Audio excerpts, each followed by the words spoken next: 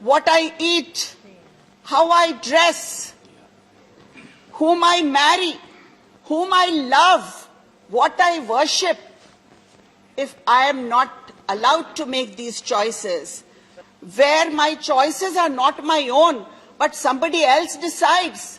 Today, the women in Karnataka are not allowed to make their choice of wearing a hijab, sir.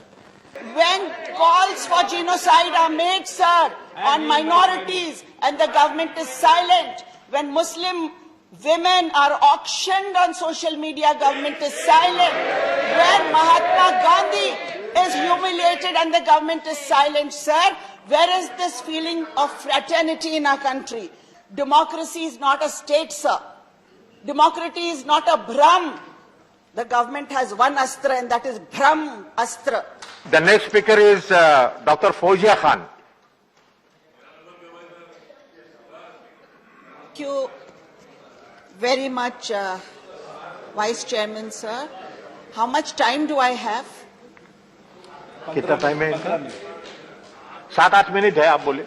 7-8 नहीं, sir. Please give me 10 to 12 minutes. Your party okay, has given that time to you. Anyway, I cannot give. Sir, as we celebrate Azadi Ka Amrit Mahotsav, that Azadi which has given us all, I mean you and me all, the gift of a life of dignity and a freedom to live a life the way we want, according to our choices.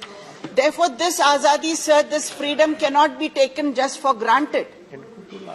It is our constitution that has endowed us with invaluable principles that take us towards this life of dignity.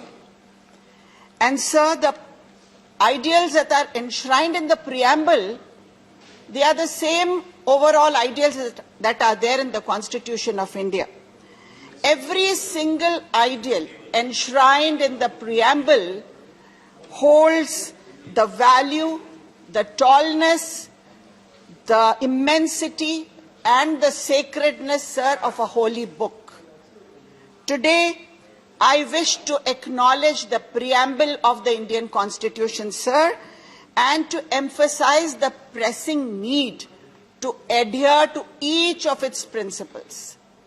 Sir, unfortunately, in the last few years, it has been seen that various values of the Constitution have been derogated.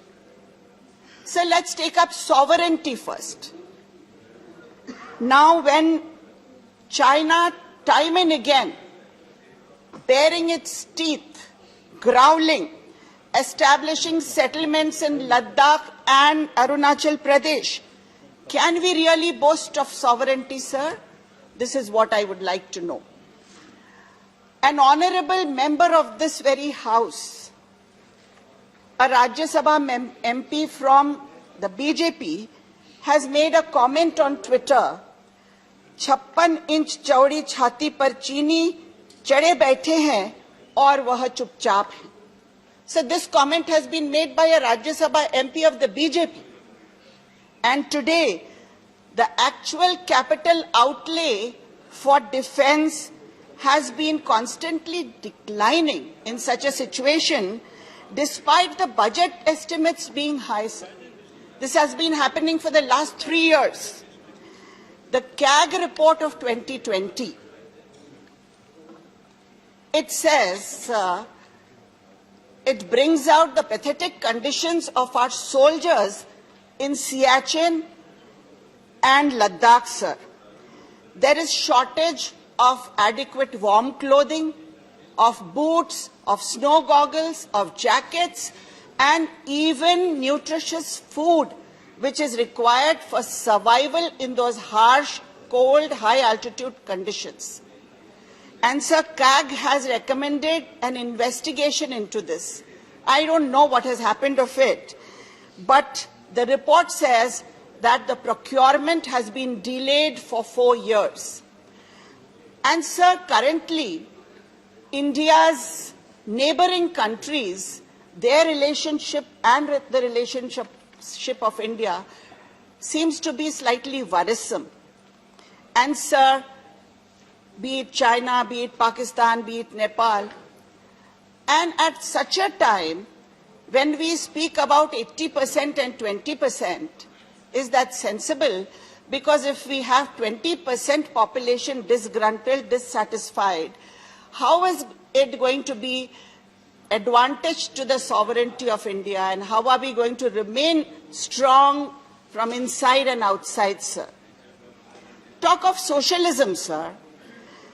Is socialism meaningful when PSUs, after PSUs are privatized or disinvested?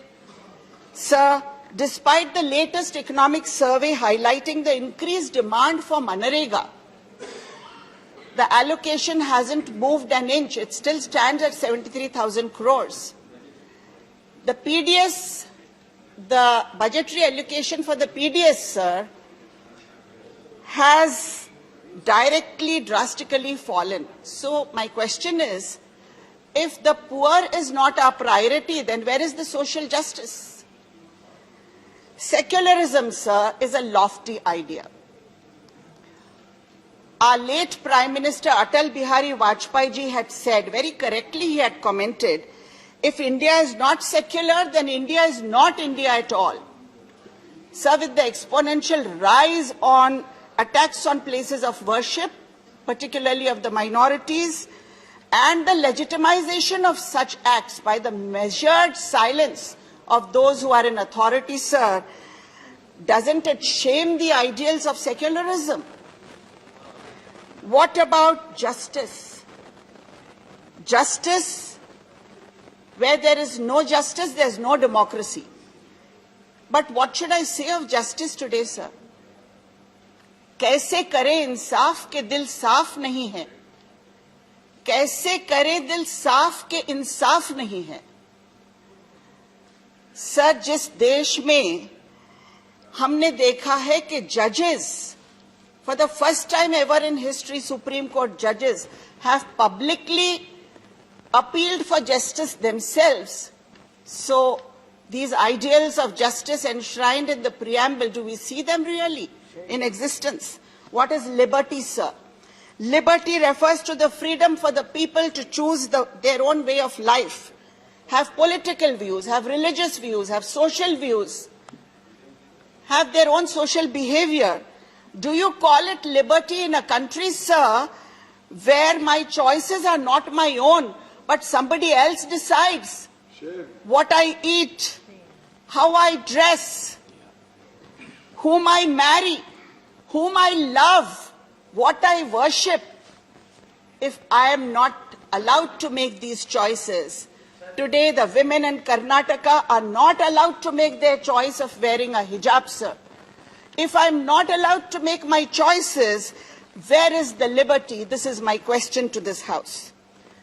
Equality, sir, is a very broad term. There are so many aspects of equality. When journalists are charged with stringent anti-terror laws merely for exercising their right to freedom and expression, when even facts and reason come under assault, what do you call it, sir? Doesn't it stink of inequality? We have financial equality, about which my colleague Anand Sharma just mentioned. What an unequal country the world has called it, where 55% of national income is owned only by 10% of people, and the bottom 50% own only 13% of the national income, sir. But I don't want to go into that. I wish to speak about gender inequality.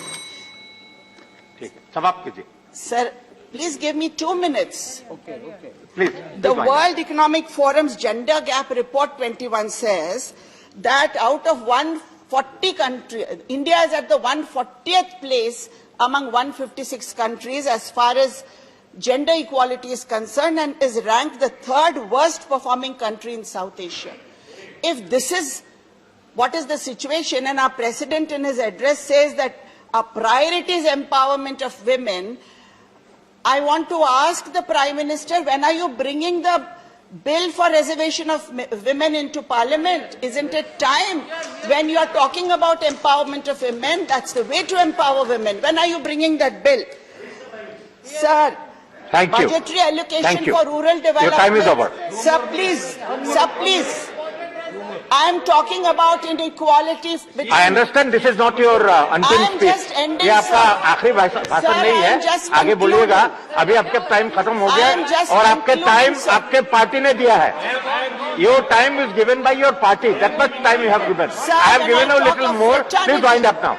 When calls for genocide are made, sir, on minorities, and the government is silent, when Muslim women are auctioned on social media, government is silent, when Mahatma Gandhi is humiliated and the government is silent, sir, where is this feeling of fraternity in our country? Sir, at the end I will only say, these are my concluding words, democracy is not a state, sir. Democracy is not a Brahm. The government has one astra and that is Brahm astra. Brahm nirman karna everywhere. Democracy is not a Brahm. Sir, it is an act. India's democracy has to be maintained as one. If we do not have the willingness to fight for it, it will be taken for granted and will be moving towards authoritarianism and majoritarianism. Sir, at the end, I need to quote Dr. Baba Sahib Ambedkar. Please allow me to quote that.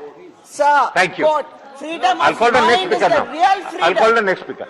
A person whose mind is not free, though he may be in chains, is a slave, not a free man. Sir, let us be free of hatred. Thank you. Azadi is The next freedom speaker is from Prakash hatred, Javadekar. sir. Shri Prakash Javadekar. Swaraj is my birth.